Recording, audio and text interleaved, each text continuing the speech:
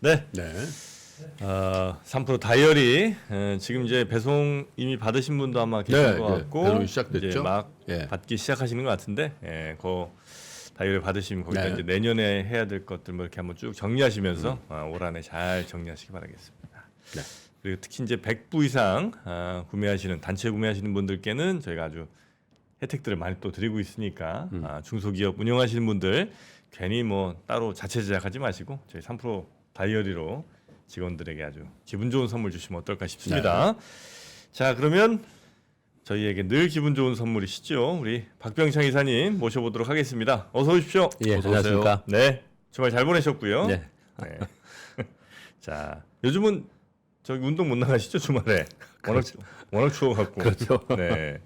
요런 때 나가면 거의 뭐 100% 부상이라고 나갔다가 첫 번째 홀에서 접었다는 분들의 안타까운 사연이 많이 그렇습니까? 단톡방을 장식하고 있다. 땅이 꽝꽝 얼어서 네. 눈도 왔고. 눈도 왔고.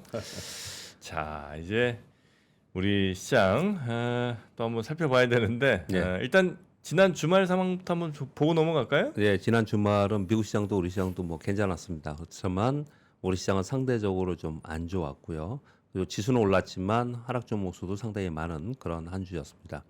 먼저 미국부터 살펴보면은 주간으로는 다우가 2.9%, 나스닥 2.85, S&P 500이 2.49% 올랐습니다. 지난주에 시작하면서 6주 동안 상승을 했잖아요. 그래서 상승폭이 올라오면서 좀 줄어들었었거든요. 근데 지난주에는 다시 한번 큰 폭으로 상승을 했습니다. 주가가 올라온 상태에서 큰 폭으로 상승했기 때문에 더 이게 중요한 겁니다. 올라오면은 올라올수록 그 상승의 힘이 약해질 수밖에 없는 예. 거죠. 그런데 더 큰 폭으로 상승을 좀 했습니다. 여러분들 아시다시피 이렇게 7주 연속 상승한 이유는 FOMC 회의가 있었고 설명서 발표와 함께 파월 의장의 기자회견에서 시장의 기대를 충분히 충족할 만한 그런 워딩이 좀 나왔습니다. 그것으로 인해서 시장이 환호했고 정고점 돌파 그리고 일부 지수들은 신고 지수를 돌파하는 그런 모습을 나타냈습니다. 뭐 내용은 가장 핵심 내용은 지난주도 말씀드렸지만 이 빨간 글씨로 쓴 두 가지입니다. 인플레이션 2%까지 기다리지 않고 사전적으로 금리 인하 가능성이 있다라는 워딩을 했고요. 그리고 금리를 너무 높게 그리고 너무 길게 가져갈 경우에 리스크가 발생될 수 있는데 거기에 집중하고 있다. 이런 내용들과 함께 시장이 걱정하는 것들을 그대로 얘기해 줬습니다. 그래서 시장이 지난주에 크게 상승을 했고 또 한 가지는 지난주에 미국 시장도 선물 옵션 동시 만기일이었습니다. 그와 더불어서 리밸런싱이 있었습니다. 그래서 시총 상위의 에픽7보다는 바로 아래 시총의 상위 기업들, 이런 기업들이 상대적으로 강세를 보이면서 아주 좋은 그런 한 주를 보냈습니다. 미국 시장은. 우리 시장은 지난주에 선물옵션 동시만기 영향이 가장 컸고요. 물론 미국 시장이 상승한 부분의 영향도 받았습니다. 그렇지만 동시만기 영향이 훨씬 더 컸다고 볼 수 있습니다. 글자가 많아서 좀 복잡하긴 한데 심플하게 설명드리면 지난주에 코스피가 1.8% 오르고 코스닥이 0.9% 올랐거든요. 이 반뿐이 못 올랐잖아요, 코스닥이. 그리고 금요일에는 코스피가 0.76% 상승을 했는데 코스닥은 하락했어요. 이것은 선물옵션 동시 만기를 지금 수급으로 인해서 지난 주간으로 보면 개인들이 무려 3조 3,700억 매도했어요. 네. 3.3조를 매도했습니다. 그리고 외국인들은 1.4조 매수, 순매수, 기관들이 1.8조 순매수예요. 이거 거의 대부분 외국인들의 패시브 자금이 일부 들어왔다 하지만 거의 대부분 프로그램 매수로 들어왔다는 얘기예요. 특히 기관들의 매수는 거의 대부분 프로그램 매수일 가능성이 굉장히 높습니다. 지난주 금요일도 보면은 개인들이 1.1조 팔았어요. 네. 외국인들이 8,500억 팔았고 기관들은 3,000억 매도를 했습니다. 그래서 지난주에는 개인들은 어마어마하게 많이 팔았다. 한 주간으로 따져보면 그렇게 보면 될 것 같고 외국인과 기관들이 그 매수를 했는데 기관들은 차익 프로그램 매수가 상당히 있었다라고 보시면 될 것 같고 외국인들은 이제 비차익 매수가 좀 들어왔는데 사실 그 매수 들어온 종목들 지금 보세요. 1.4조 매수했잖아요. 네. 지난주에 매수한 종목들 순매매를 봤더니 삼성전자 3,000억, SK하이닉스 4,600억, 현대차 900억, 네이버 1,200억, 카카오 640억. 딱 그냥 요것만 이렇게 불러드릴게요. 그럼 이게 1조가 넘어요. 1.2조 정도가 됩니다. 그러니까 시가총액 상위 종목을 패시브 자금이 그냥 들어왔다 이렇게 보시면 될 것 같고 그러다 보니까 상대적으로 코스피가 더 강하고 코스닥은 상대적으로 약했던 거고요. 그리고 지금 뭐 주말에 나오는 이제 자료들 뭐 돌아다니는 찌라시 뭐 루머들 뭐 이런 내용들을 보면은 개인들이 왜 이렇게 팔았냐 네. 이게 이제 대주주 요건을 완화한다라는 얘기가 있어서 좀 기다리다가 그것도 사실 안 된다 그랬잖아요. 추경호 장관이 뭐 안 하는 것처럼 얘기를 했죠. 예. 거의 뭐 안 되는 걸로 얘기를 했잖아요. 그래서 또 뭐 다 대량으로 매도가 나오지 않았냐 그렇게 얘기를 많이 하거든요. 근데 다시 한다고 하니까 또 주말에 또 다시 한다 이런 얘기를 좀 하고 있었는데요. 참. 근데 그렇게 해석을 하는 쪽에서는 왜 그렇게 보냐면은 지난 금요일도 보면요.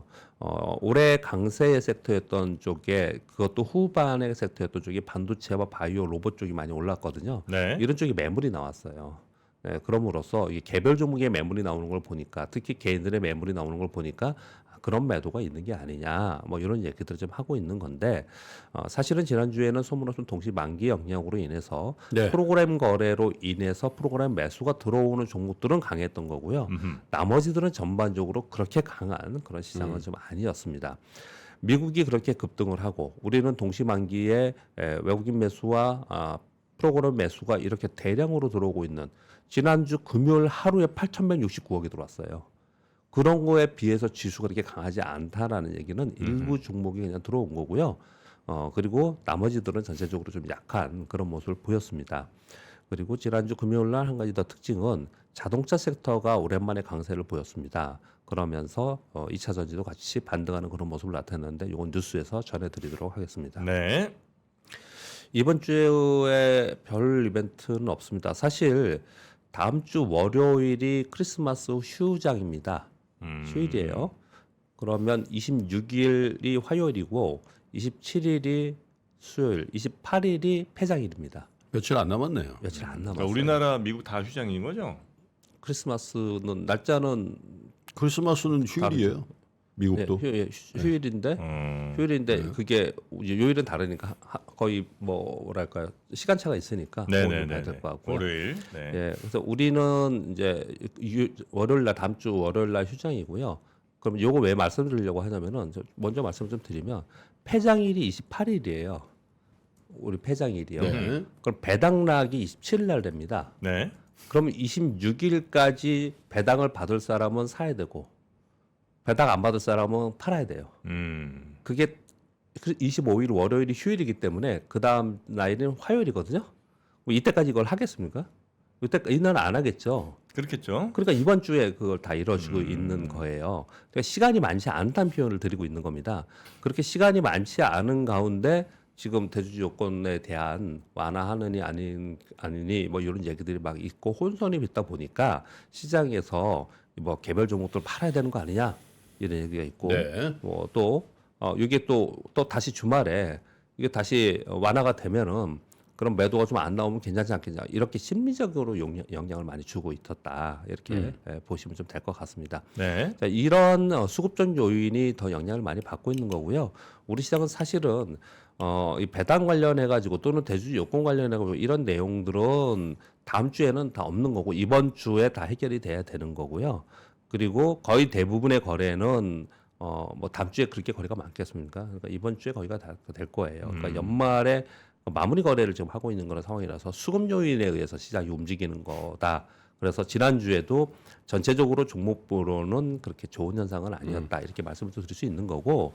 그리고 이번 주에도 개별 섹터에 영향을 줄 수 있는 것은 21일 날 마이크론 테크놀로지 실적 발표가 있습니다. 그래서 반도체 실적에 섹터에 영향을 좀 줄 수 있는 내용이 하나 있고요. 매크로에는 미국 PC 물가 지수가 금요일 날 발표가 있어요. 이거는 이제 금요일 날 발표 있기 때문에 우리는 영향을 안 받겠죠. 그러니까 이번 주에 별게 없어요.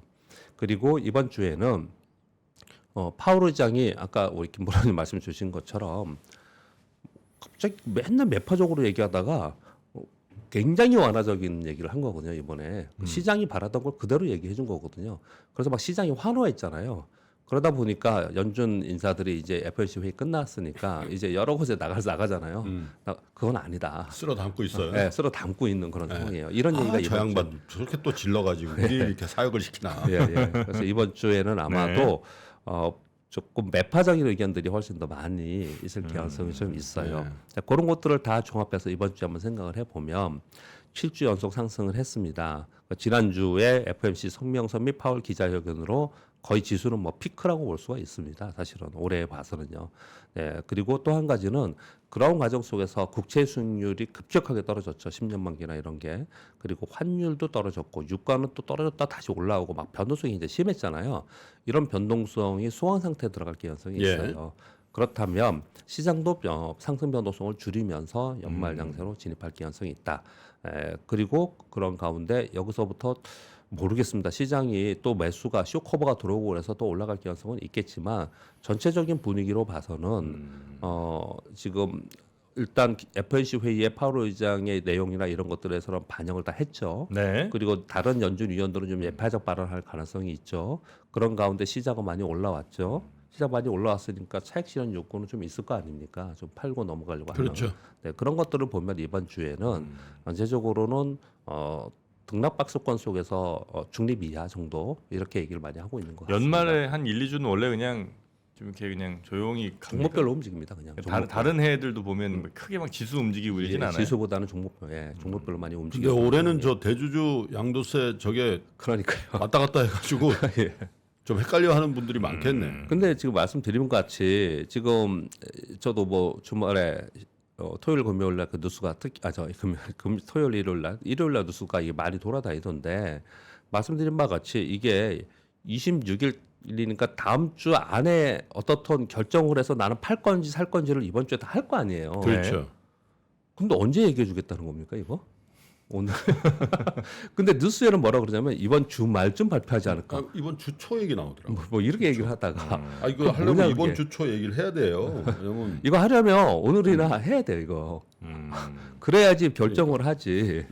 그 아직까지 결정 안 한 사람이 있다면은 그렇게 하거나 또는 그걸 노리면서 그때 매수하는 사람들이 있습니다.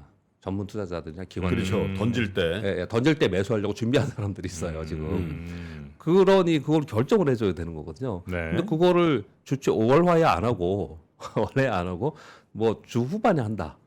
그러면 너무 혼란스럽죠. 네, 그런 상황에 좀 있다라는 말씀을 좀 드리는 겁니다. 국무회가 내일 있다네요. 내일. 내일 회의에 아마 나올 수도.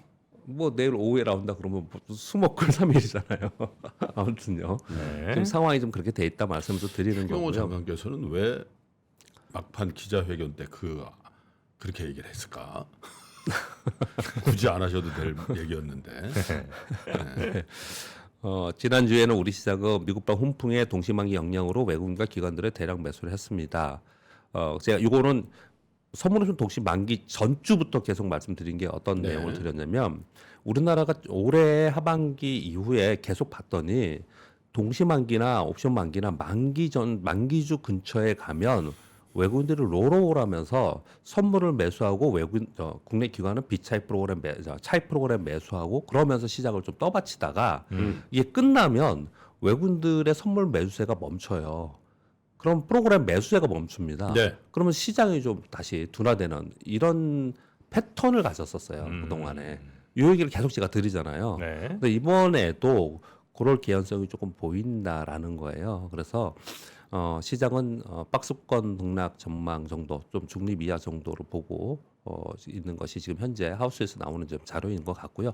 그런 가운데 자 이거보다도 그렇다고 뭐 이 사이에 폭락하고 이러지 않을 거 아니에요. 지금 상황이 이 사이에 관심은 뭐냐면 첫 번째 기준금리 인하로 시장 관심이 섹터별로 이동이 되고 있는데 기준금리 인상 시기에 가장 피해했던 섹터 또는 종목 이쪽으로 관심을 가져야 된다라는 얘기가 있는 거예요. 자, 이건 뉴스하고 말씀드릴게요. 자동차 섹터에 대한 보고서들이 막 나오고 자동차 섹터가 지난주 금요일에 갑자기 막 뜨고 막 그랬어요. 왜 그랬냐? 금리 인상의 피해 섹터였다 여기도. 왜? 할부금융금리가 올라가면서 중고차도 그렇고 할부금리가 올라갔더니 신차 사기가 어려웠다. 그렇죠. 금리 때문에. 그래서 자동차 업종도 사실은 금리 인상의 피해 섹터였다. 그런데 이제 금리 인하 기대로 이제 바뀌면서 그러면서 자동차 업종에 관심을 가지고 오히려 이제 수혜가 되지 않겠냐라는 보고서가 나오기 시작을 했고요. 또 한 가지는 일본입니다. 일본 엔화가 156엔인가까지 갔었죠. 근데 급등했었지 않습니까? 이게 지금 144엔, 143엔까지 떨어졌잖아요. 그렇죠. 이러면서 일본 자동차 도요타는 어떻게 됐습니까? 역사적 신고 가격을 경신했어요. 지수도 올랐지만 신고가를 경신했습니다. 예. 우리나라 현대기아차도 계속 실적이 좋았다 그랬잖아요. 그럼에도 불구하고 우리나라는 빠지지는 않았지만 맨날 답답하게 박스권에 있었어요. 근데 일본 네. 자동차가 굉장히 좋았단 말이에요. 네. 이게 왜 그랬냐? 엔화 약세의 영향이 상당히 있었다라는 얘기를 하는 거예요. 그래서 엔화가 강세로 전환하면서 우리 한국의 자동차 쪽이 관심으로 좀 대두될 가능성이 있다. 이런 얘기들이 나오는 거예요. 그러니까 제가 지금 요거 시황하면서 요 말씀드리는데 네. 기준금리 인하로 작년에 피해라고 많이 했던 데들 있잖아요. 우리는 그냥 그냥 막연하게 성장주 섹터다 이렇게 그러는데 섹터 하나 하나를 보면은 그리고 그 안에 종목들을 보면은 그냥 기준금리 인상이라고 해서 이 지금은 자기 차례가 아니야. 그 스타일 펀드들은 그렇게 거래를 하거든요. 네. 스타일 펀드라 하면 섹터별로 돌아가면서 약간 모멘텀 투자하듯이 돌아가면서 이렇게 순환 거래를 하거든요. 근데 그런 펀드들이 매도를 하면서 빠졌던 쪽은 이제 관심 섹터가 되어가고 있다. 요게 첫 번째 네. 지금 이제 수급상의 움직임이고요. 두 번째는 지금 말씀드린 대주 요건 변경이에요. 이걸로 인해서 개매물이 실제로 얼마나 있느냐에 대해서 얘기를 하는 게 아니고 한 종목이라도 그걸로 나오면은 그 여파가 나머지까지 다 영향을 주고 있는 거거든요. 또는 이게 나올 수 있다라고 생각하면서 먼저 선매도하는 먼저 매도하는 이런 심리적 영향을 상당히 많이 줍니다. 이것으로 인한 수급 이게 지금 뭐 오늘 내일 중에 또 어떤 게 발표될지에 따라서 수급에 또 변화가 생기는 거고요. 또 한 가지는 배당 관련 이제 수급입니다. 이 배당은 금융투자는 배당을 받으려고 합니다. 그래서 그 전까지 사요. 그래서 배당 받거나 다 팝니다. 애들은 또 네, 그런 매년 거래를 그렇죠. 하고 예, 해마다 그랬습니다. 그러니까 배당을 안 받으려고 하는 매도도 있고 또 배당을 받으려고 하는 매수도 있고 막 네. 이래요. 그러다 보니까 거기에 관련된 종목들의 종목별 등락이 발생을 합니다. 그러니까 한마디로 이렇게 제 말씀 이렇게 들어보면 이런 거죠. 이번 주에는 여러 가지 이슈들이 있겠지만 그 이슈로 인해서 시장의 방향성이 아니고 그냥 연말 수급에 의해서 수급 이벤트에 의해서 이렇게 등락하는 종목별 움직임이 나타나는 그런 한 주일 수 있다. 그리고 빅 이벤트는 없다. 그렇게 보시면 될 것 같습니다. 네. 뉴스 뉴스들. 몇 가지 네. 말씀드리겠습니다. 14일 날 미국이 IRA 첨단 제조 생산 세액 공제 가이던스를 발표했습니다. 이게 2023년 1월부터 32년까지 적용되는 건데 그 내용 세부 내용은 제가 가져오지 않았습니다. 아침 발표이기 때문에 아침 제 방송이기 때문에 내용 보면은 국내 배터리 태양광 풍력이 수요일 것이다. 그리고 이들은 이미 움직이기 시작을 했어요. 왜요? 이 섹터가 바로 금리 인상의 피해주 섹터였어요. 장치 산업이기 때문에 네. 그래서 이제 금리 인하로 시장의 관심이 바뀌면서 기울기가 바뀌면서 이들이 이제부터 관심을 가져야 된다라고 한 상황에서 이런 제도들이 나오면서 움직이기 시작을 했습니다. 그러면서 이제 우리나라의 분리막 전해 기업들이 지금 북미에서 생산한 공장 지금 짓고 있지 않습니까? 보조금 받을 수 있다 이런 얘기를 좀 하고 있는 거고. 많이 움직였더군요. 예, 움직이기 시작을 했습니다. 움직이고. 벌써 시장은 굉장히 예민합니다. 똑똑하고 그리고 자동차 섹터 2번은 말씀드렸고요. 그런 사이에 우리나라 정부에서 전기차 보급 확대 중장기 로드맵을 공고했습니다. 30년까지 전기차 420만 대, 수소차 30만 대 이상 목표.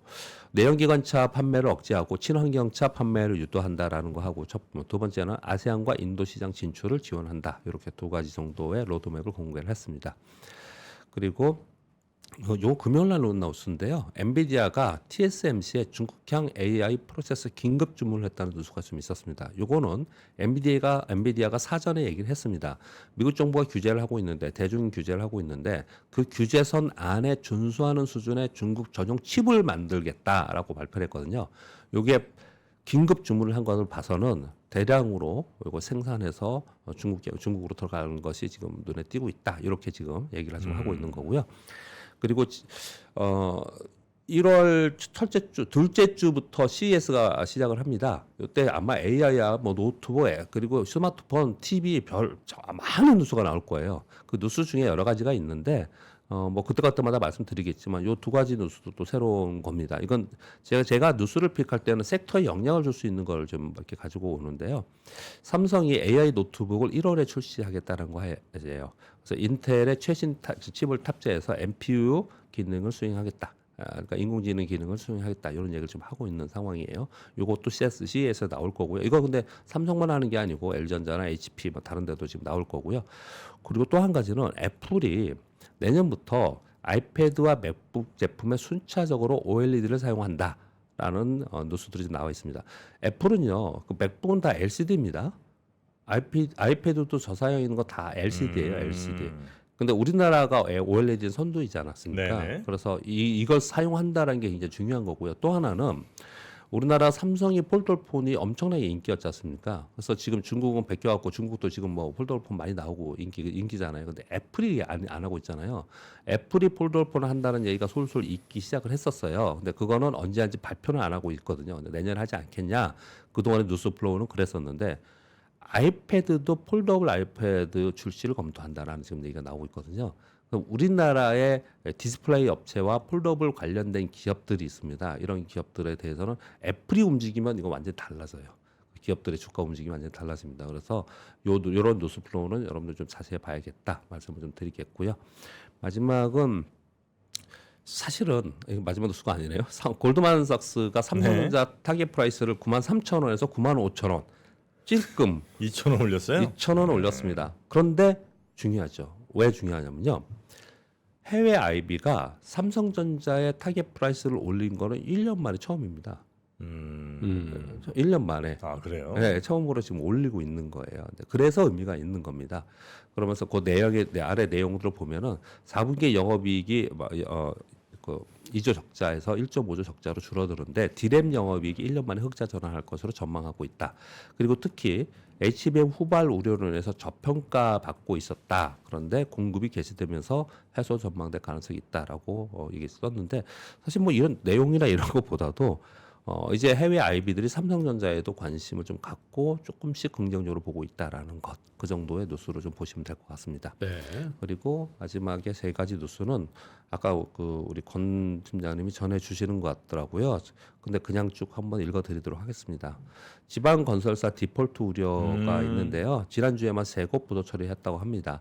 지난주에 태형건설 워크아웃이 있었습니다. 그래서 이거 회사 측에서 부인했거든요. 그런데 태형건설은 빠졌고요. 태형건설이 갖고 있었던 우량 자회사들 이런 주가는 또 올랐어요. 왜 올랐을까요?